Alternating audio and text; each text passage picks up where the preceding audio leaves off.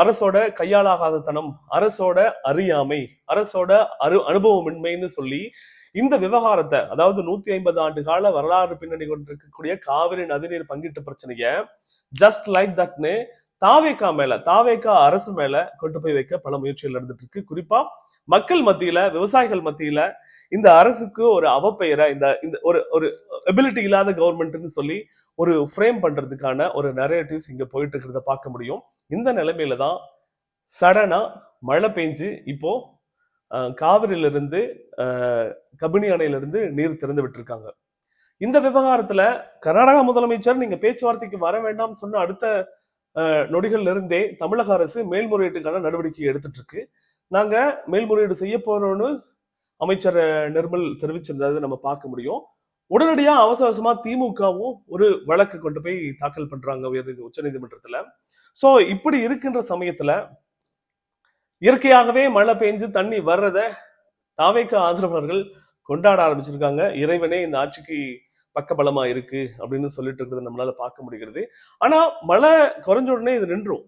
இந்த தண்ணி வரத்துன்றது மழை குறைய நீர் வரத்து அப்படியே நின்றும். ஆனா நமக்கு தேவையானதை பெற வேண்டிய முறைகள்னு ஒண்ணு இருக்கு. அதுக்கான முயற்சிகளை இந்த அரசாங்கம் எடுத்துட்டு இருக்கு, எடுக்கும்னு நம்புறோம்.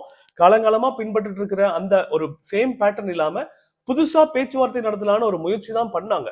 அந்த முயற்சிக்கும் ஒரு முட்டுக்கட்டை விழுந்திருக்கு.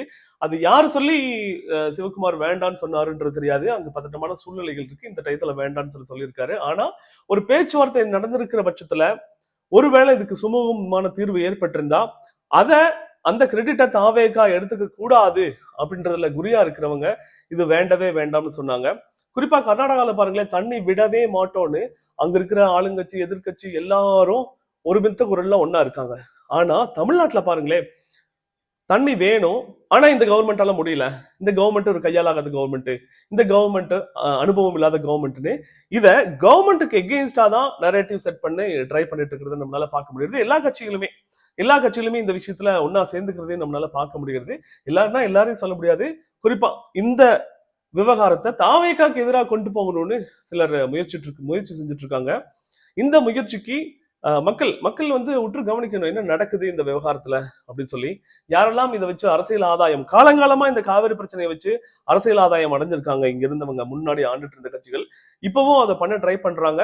புதுசா ஏதாவது பண்ணி இவங்களுக்கு எந்த ஒரு பேரும் வந்துடக்கூடாது அப்படின்றதுல ரொம்ப கவனமா இருக்காங்க. கொஞ்சம் சூழ்நிலை மாறினாலும் இந்த பிரச்சனைய அப்படியே இந்த தாவேக அரசுக்கு எதிராக திருப்பி விட்டுறணும் அப்படின்னு சொல்லிட்டு இருக்காங்க. இவங்க குற்றம் சாட்டுறவங்க மிக குறிப்பா சொல்லக்கூடிய ஒரு விஷயம் என்னன்னு கேட்டீங்கன்னா, முதலமைச்சர் பேசவே மாட்டேங்கிறாரு, முதலமைச்சர் வெளிப்படைத்தன்மையோட இல்ல, முதலமைச்சருக்கு ஈகோ இருக்கு, இந்த தாவேக அரசு ஒரு வெளிப்படைத்தன்மையோட இல்ல, ஈகோவோட செயல்படுதுன்றது சோசியல் மீடியாஸ்ல நம்மளால பார்க்க முடியுது அப்படின்ற ஒரு குற்றச்சாட்டை பலர் முன் வச்சுட்டு இருக்கிறத நம்மளால பார்க்க முடியுது. நான் என்ன கேட்கிறேன், ஒரு கவர்மெண்ட் செயல்படணுமா, இல்ல உரையாற்றிட்டு இருக்கணுமா, உங்களுக்கு விளக்கங்கள் சொல்லிக்கிட்டே இருக்கணுமா, இல்ல நீங்க எதிர்பார்க்கிற மாதிரி, இல்ல நீங்க காலங்காலமா பண்ணத அதே விஷயங்களை திரும்பி பண்ணுமா, இல்ல புதுசா ஏதாவது செஞ்சு பிரச்சனைகளை முற்றிலும் இல்லாத அளவுக்கான ஒரு தீர்வை நோக்கி நகரக்கூடாதா? பேசுற கவர்மெண்ட் தான் நல்ல கவர்மெண்டா? அவங்க பேசுறாங்களோ இல்லையோ செயல்படணும்.